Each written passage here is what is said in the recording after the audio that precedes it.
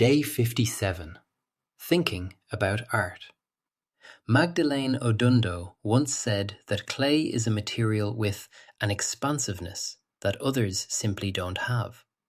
It begins as dust, becomes a lump, and through the trial of fire, it transforms into something that can outlast the civilizations that birthed it. We often look at art to trace human history, and currently we are in a moment of humanity's history where the fragility is even more a thin line. Human lives, like fired clay, are precariously balanced.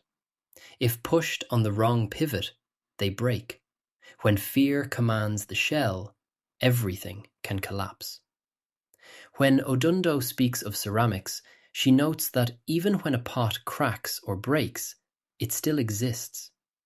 As well as humanity, there are mistakes, often later regarded, but regret don't fix the action. The action still exists in the past, with effects to the present and future.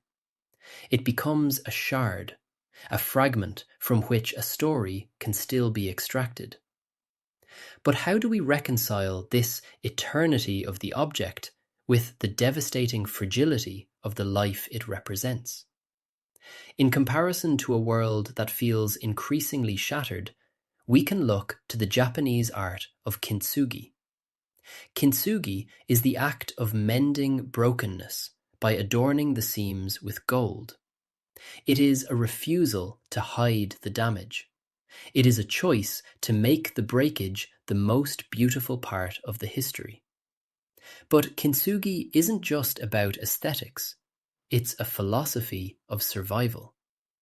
It suggests that while we cannot undo the violence of the break, we can choose how we carry the pieces. As we think about art today, let's look at the shards of our past world.